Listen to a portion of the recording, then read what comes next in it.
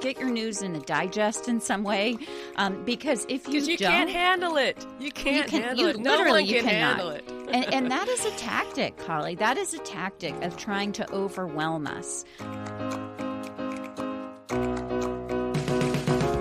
Welcome to Respecting Religion, a BJC podcast series where we look at religion, the law, and what's at stake for faith freedom today.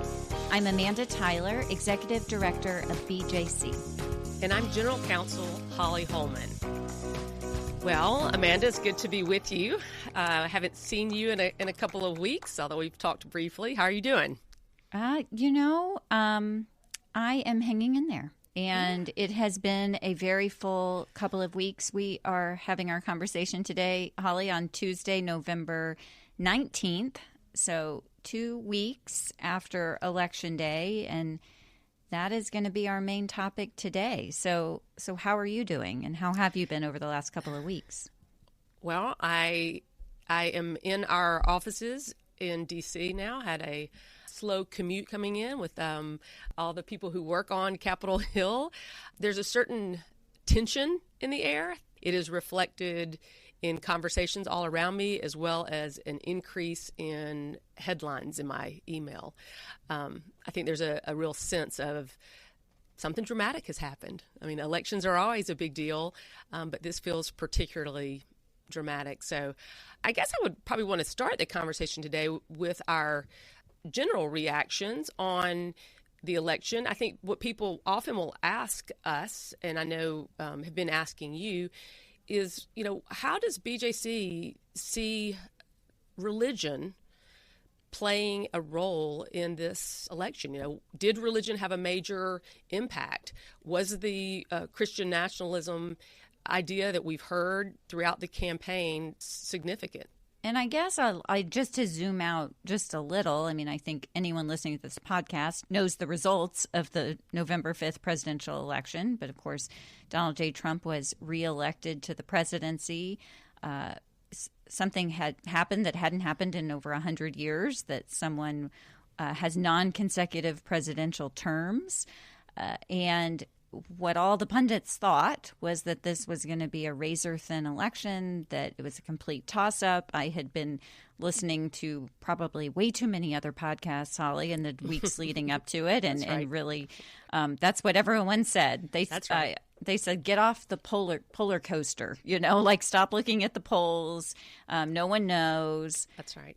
And then what happened was it wasn't a very close election, that Trump won every swing state, and not even in particularly close fashion, with more of a margin, certainly, than we saw in 2020 or 2016. And I think I, like a lot of other people, was not as surprised. I thought it was a distinct possibility that Trump would win, but I was surprised with how convincing it was.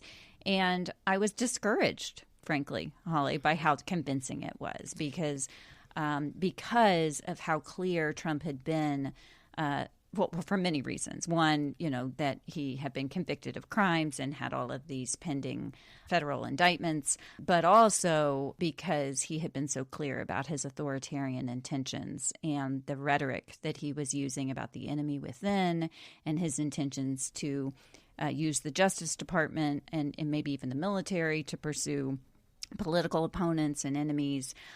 These are really, I think, incredibly concerning for our democracy. And so it was disheartening to see him win in such a convincing way. I'm glad you took us back a little bit to just be clear about that reaction. And it does make people sort of stunned. And I think there's, along with all the different feelings, that surprise is part of the reaction. Likewise, I was seeing so many reports that it was going to be so close that we wouldn't know. Even in planning, actually, I went with other members of the BJC team to Georgia. We had a trip planned for our Sheridan lectures the week after the election, and I remember thinking, wait a minute, I wonder if the election will even be decided then. So we really had this idea that it was going to be so close. But when I was watching results the night of the election, I did have a very similar sense that I had in 2016, that things were not going as quickly in the direction of Harris that I thought they would. And that just told me that we didn't know, and so that it was likely to come out the other way, which we definitely knew was a possibility. And for me, he was a different candidate than before, given the legal trials that he'd been through that obviously could have had an effect on voters. But what I also saw, and maybe this is particularly something you see inside Washington where you're watching really closely, is the difference in how the candidates appeared and presented themselves in the last weeks of the campaign. There really was a very positive coming together feeling in the Harris rallies that appeared like, wow, maybe she's going to do this.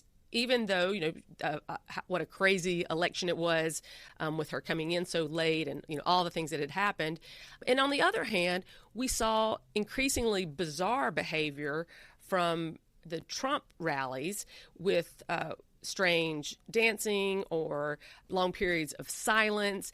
The things that we saw in the media about the two campaigns late looked like things were moving toward Harris. And yet it came out very clearly the other way. Yeah, and I would just add to that the rally at Madison Square Garden. I was actually in New York City that day doing events for the book tour, and I did not go to Madison Square Garden, but it was kind of in the neighborhood, and just the feeling of, all of the streets being closed down and just kind of a feeling of threat, honestly, because of the vile language that was used in that, that was so openly racist language, dehumanizing language. Particularly late in the campaign, right? Right. I mean, this was what everyone called the closing argument. Right. So if this is the closing argument, and I do think that there started to be, at least in the punditry, a feeling that this went too far, and that people would reject this kind of rhetoric. And they did not. A majority of Americans in a free and fair election elected Trump. And one of the pieces that I've really been reflecting on, and we will get to religion, Holly, I promise, but one of the questions that I've been reflecting on is, did a majority of Americans really vote for authoritarianism when they voted for Trump? And I think the answer is no. I think that, perhaps for some segment of Trump voters, that they liked what they heard about the strong man and the promises of mass deportation and pursuing political enemies and all of these pieces that are really anti-democratic and frankly anti-American. They, I think, do endorse that. But I do not think a majority of Americans do. And I think what we have learned is that for many Trump voters, they were voting on a sense of that the economy was just not working for them. Whether it be inflation or high housing costs, or a sense that they just weren't able to be successful financially, that was the motivating factor for many voters. And I think we have some evidence, Holly, for this on other ballot initiatives that were on the same ballot, because we have, for instance, on a number of states, there were initiatives to protect abortion rights and to reject abortion bans. And a majority of voters in every state where abortion was on the ballot, a majority of voters affirmed abortion rights. And so that is not in line with this overall trend of authoritarianism and taking rights away.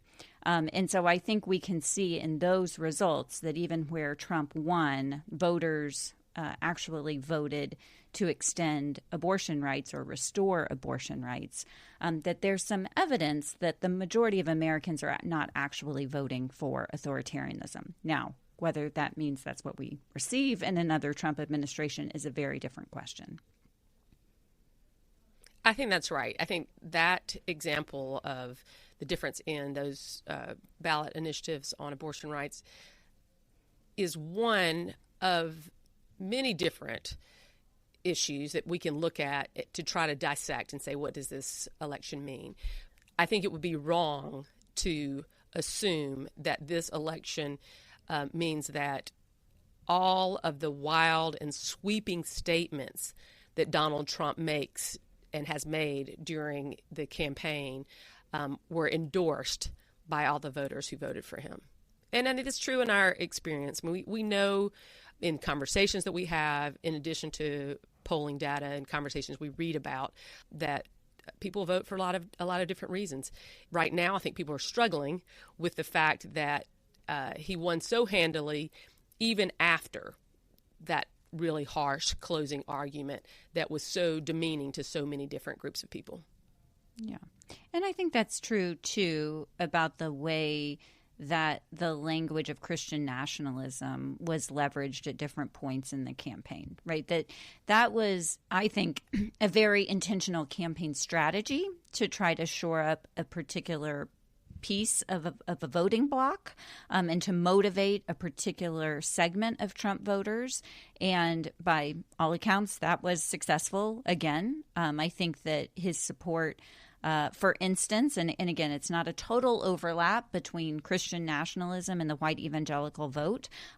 Christian nationalism and groups that endorse it are much larger than white evangelicals, and not every white evangelical embraces Christian nationalism. So they're not the same thing. But much has been made that level of about 80% support from white evangelicals has remained remarkably consistent across the 3 times that Trump has now run for the presidency.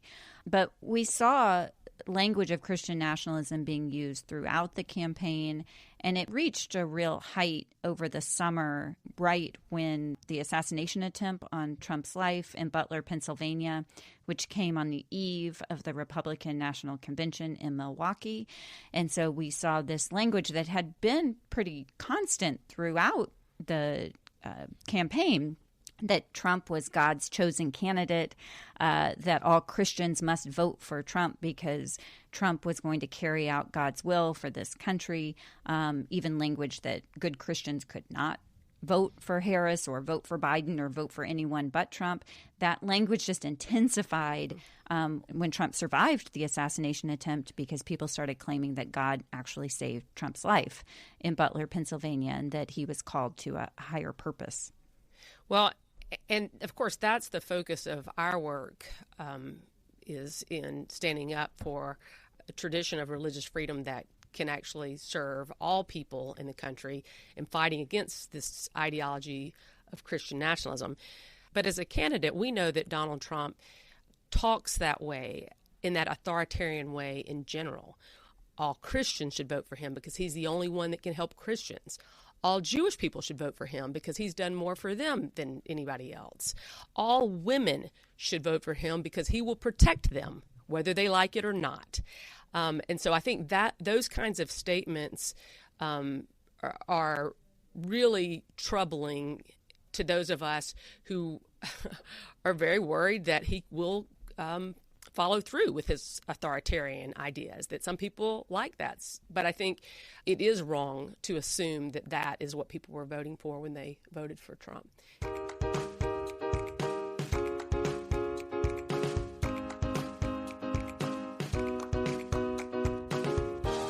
And Amanda, the idea that he was chosen, he came back to it the night of the election.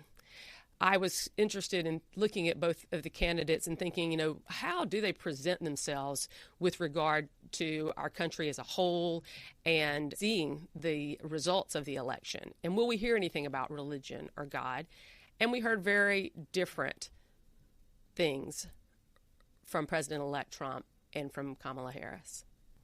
First, on election night, I think it was a pretty short statement early on when it appeared that Trump had won. He started a speech on a stage with the crowd saying, "Many people have told me that God spared my life for a reason." And the watch party crowd was cheering. I saw this, I heard it, and I was like, please stop there. But he didn't. The crowd was cheering, and he was making broad statements about his victory. We'll put a link in the show notes to the video of this. But he continued with that theme to say that the reason that he had been saved, his life had been spared, he said, was to save our country and to restore America to greatness. And now we're going to fulfill that mission together. The task before us will not be easy, but I will bring every ounce of energy, spirit, and fight that I have in my soul to the job you've entrusted to me. And I just heard that and looked at that language. And I thought it was, an awkward sprinkling of religious words in a political speech, just enough to keep that theme going, that he perhaps is chosen for this work in a way that would give him a blank check to move forward. And I think that's exactly the intent of that kind of language. I don't think I'm being too harsh. We know that politicians, government officials often use broad religious language to try to inspire people, to bring together, to look for common values. But from this particular elected official, we know that it goes right along with attacks on our fundamental commitment to religious freedom for all, to equal citizenship without regard to religion. Yeah, and I think also it's fundamentally anti-democratic to suggest that God has picked the winner of an election. Yeah. Voters pick winners of elections. And I think we also cannot forget that part of the reason all of the groundwork was laid to suggest that the election had already been decided, and that was included in, prophecies that different people would say that God had spoken to them and that God had said that Trump would win, that all of that was laying the groundwork in case he did not win, right? Because we knew, and because he throughout, both he and his running mate, J.D. Vance, now Vice President-elect J.D. Vance, both had said they refused to say that they would accept the results of the election if Harris won. And so we know what would have happened if he had not won the vote. They would have challenged it, and they would have done so in part by having convinced a particular part of the voting bloc that any result that did not end in Trump's election was illegitimate, in part because it was against God's will. That's right. And we might be especially attuned to that, Amanda, having been here in Washington on January 6, 2021. It is fresh in our minds. We do not have the luxury, I guess it is, that some people have in other parts of the country who get their news in different places that could somehow avoid it or spin that it was something else. We knew that was a very real and serious threat and danger. And so I think the counterpoint of that we should talk about now is how Kamala Harris spoke, and also how we want to have this conversation, Amanda, recognizing that he was elected in a free and fair election. That's what we do. That's what democracies do. They go to the voting booth and they vote for their candidate of choice. And it's up to the people to work hard, to bring people together, to elect those that they want to lead. And so I thought it was really important that we say that, and that we take a little time to appreciate that about our democracy. Appreciate that. All the work that people did across the country to make sure that elections were free and fair, I think it was significant. And, that's something that we can accept, and that in our best moments can appreciate about our democracy and how we want our democracy to be, is to be able to hold free and fair elections and to accept the results and to get to work. Kamala Harris, in her concession speech at Howard University, made that point early on. She said, "A fundamental principle of American democracy is that when we lose an election, we accept the results.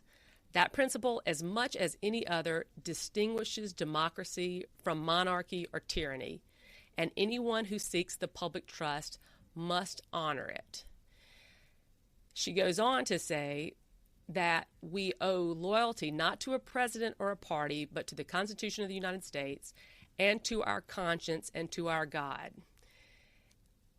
I thought that was interesting, a very different way of thinking about who we are as Americans and where we owe our loyalties, distinguishing our role as citizens in a democracy from whatever affiliation or beliefs we have as individuals, religious or not.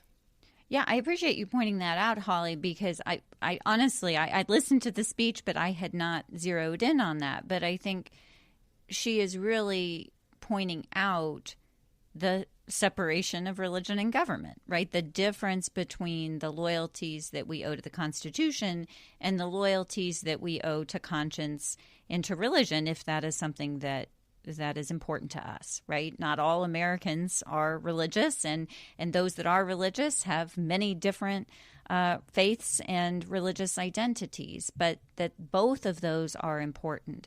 And when I'm out talking to people, especially to religious audiences, I impress on them that our loyalties to God are higher than our loyalties to the country, and that sometimes our convictions are going to come into conflict, and we will have a choice of conscience to decide if we are going to go along with the policies of the country, or if we are going to speak truth to power and sometimes act in ways that reflect our conscience, our religious views, even when they come into conflict with the policies of the country in which we live. That's a good word in Christian communities where people struggle to uphold the teachings of Jesus.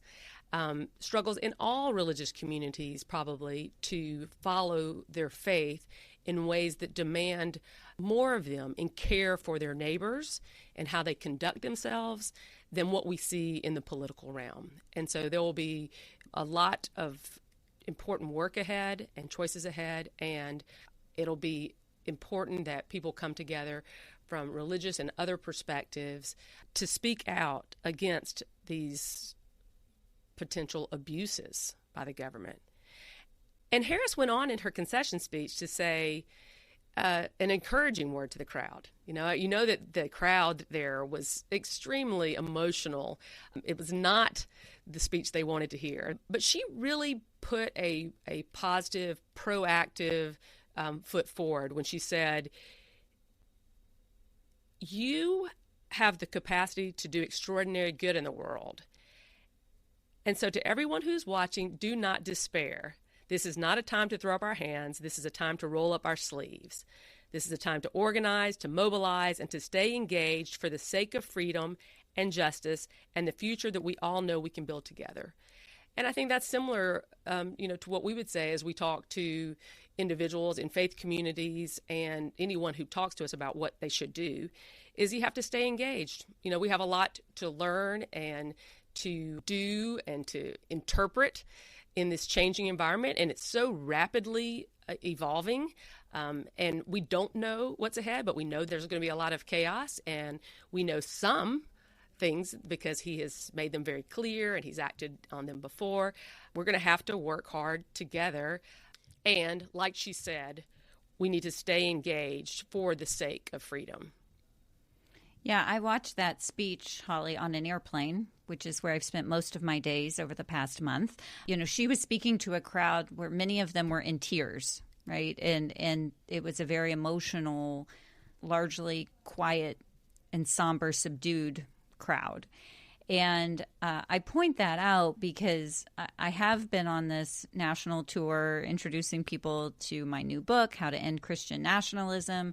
The tour started a couple of weeks before the election and is continuing now. And so I have a real-time kind of my own sense of how the mood has shifted among people who are coming to the events. And I think, as you mentioned earlier, I think many of us were very concerned about potential violence in the wake of the election. And so I think in the crowds that were coming to the events early, that's mostly what people were focused on. And in the events after the election, there's been a real sense of, on the one hand, despair, which is exactly what she talked about in her speech, a sense of defeatism, a sense of we've done all this work to try to push back against Christian nationalism or to show our concerns about some of the policies that will be coming, and it didn't matter, right? What do we do now?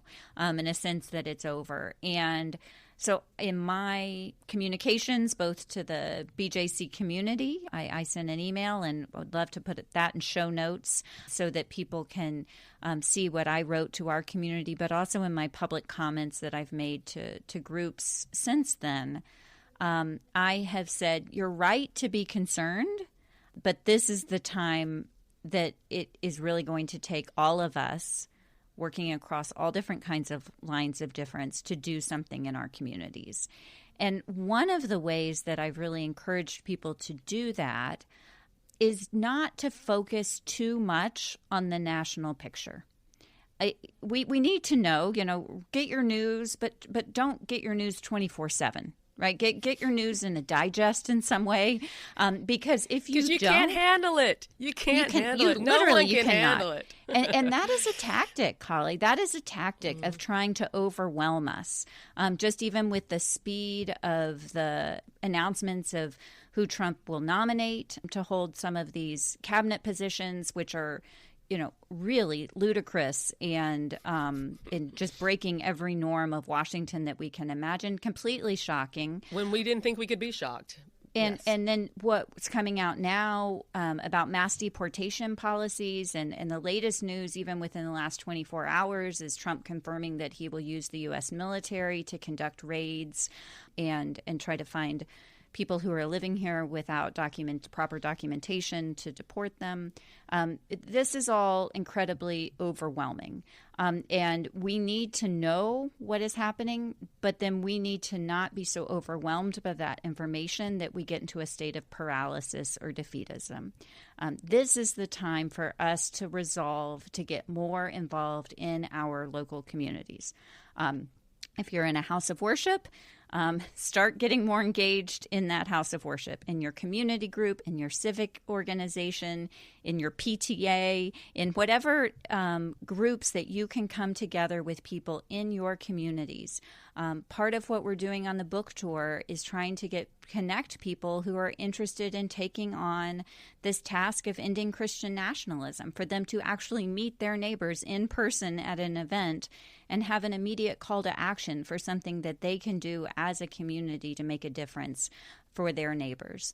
And so I think that is what we are all going to be called on to do in ways that for many of us, we may never have been in our lifetimes quite this engaged in the civic life of our democracy. But that, I believe, is what is going to be required of each of us to push back against authoritarianism that seems to be on the horizon for us.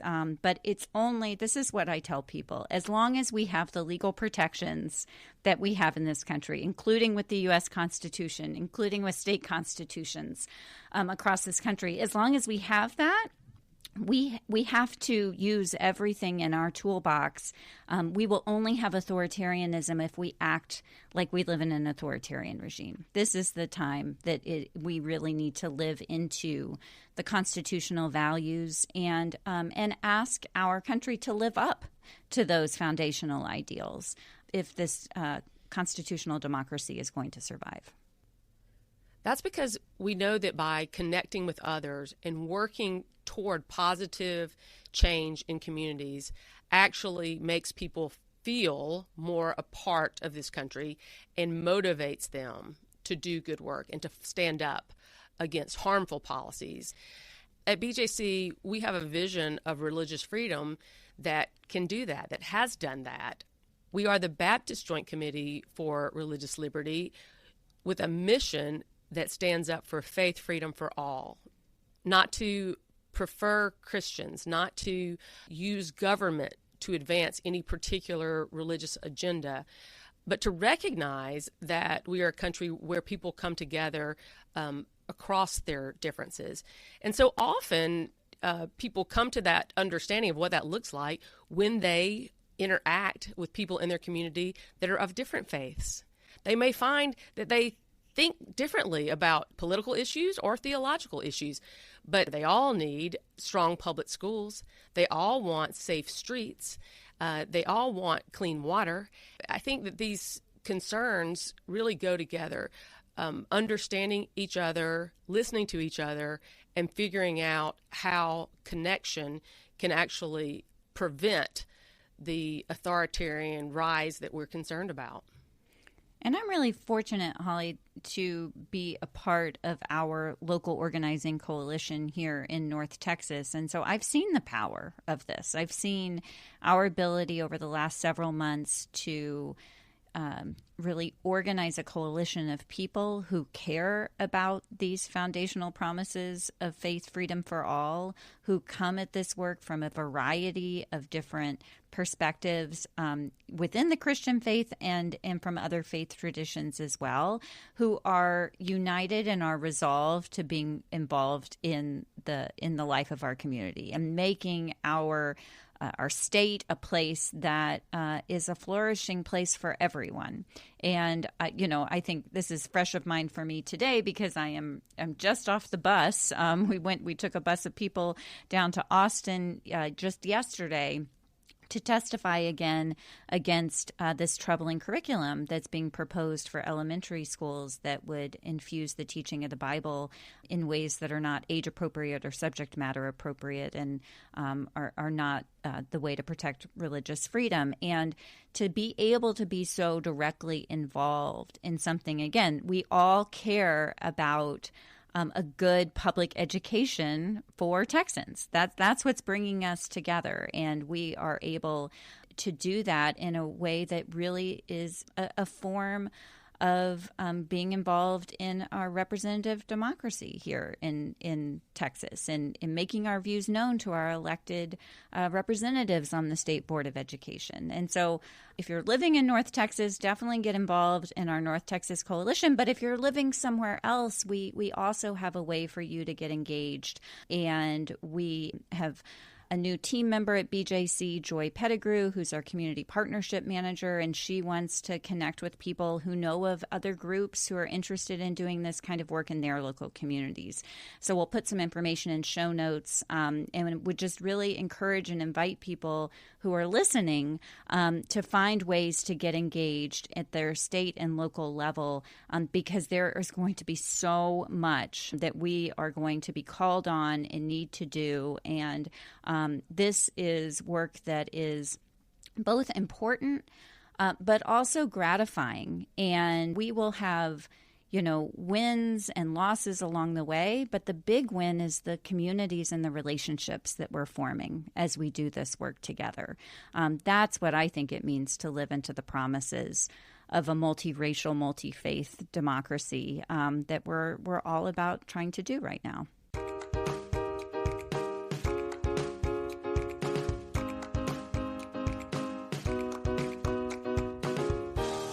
I'm glad you talked about that specific example in North Texas.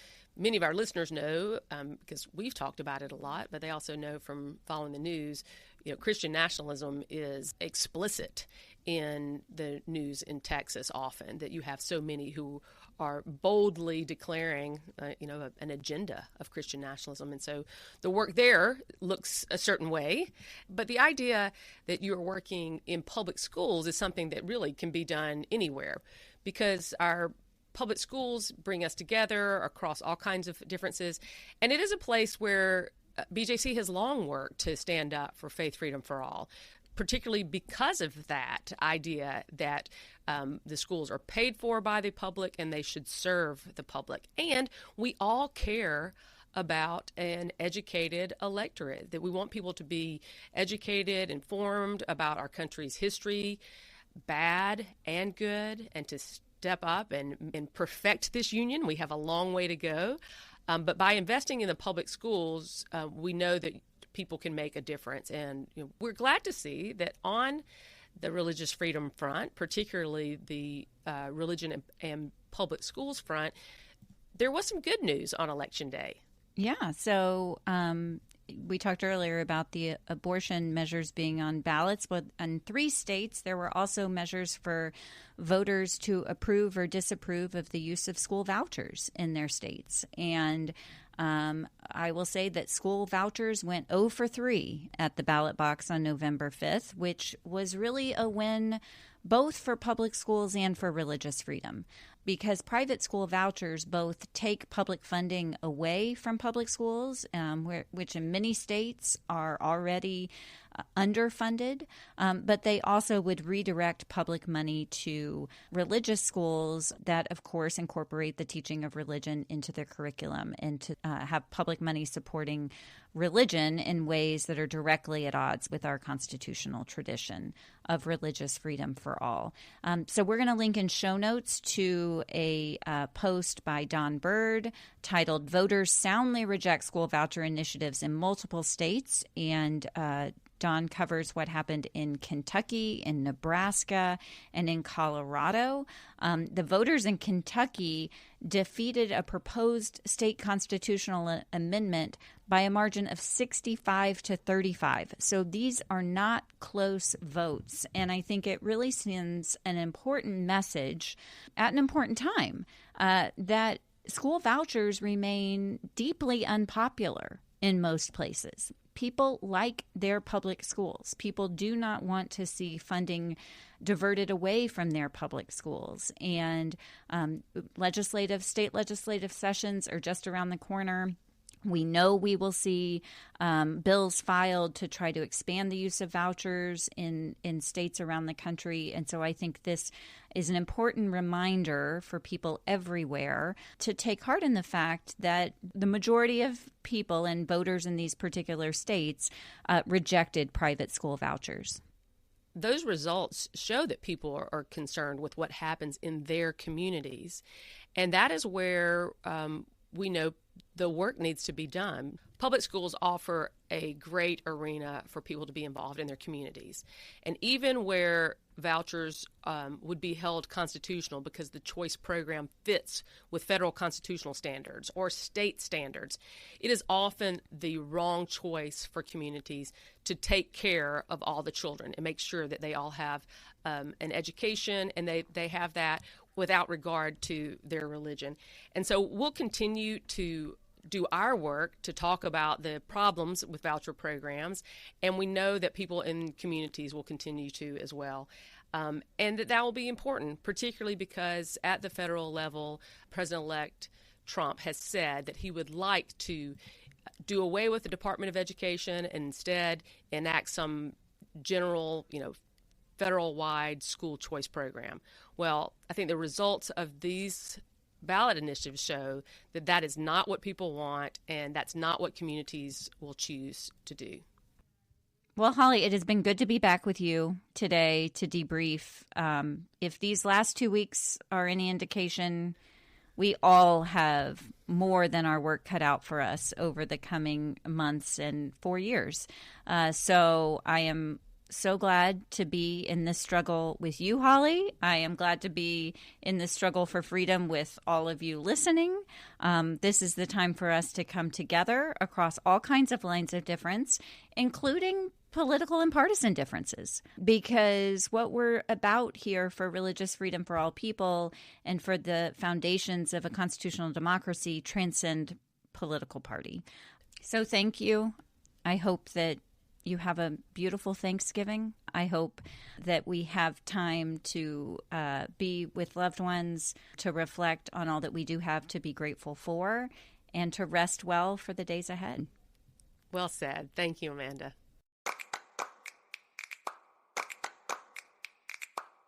That brings us to the close of this episode of Respecting Religion. Thanks for joining us. For more information on what we discussed, visit our website at respectingreligion.org for show notes and a transcript of this program.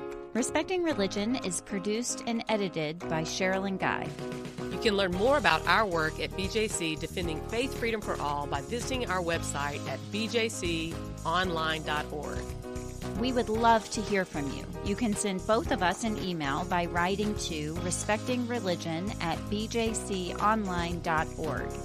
We're also on social media at BJC on the Hill, and you can follow me on X and also now on Blue Sky at Amanda Tyler BJC. And if you enjoyed this show, share it with others and take a moment to leave us a review or a 5-star rating to help other people find us. We also want to thank you for supporting this podcast. You can donate to these conversations by visiting the link in our show notes. We'll be back in December, so join us on Thursdays for new conversations respecting religion.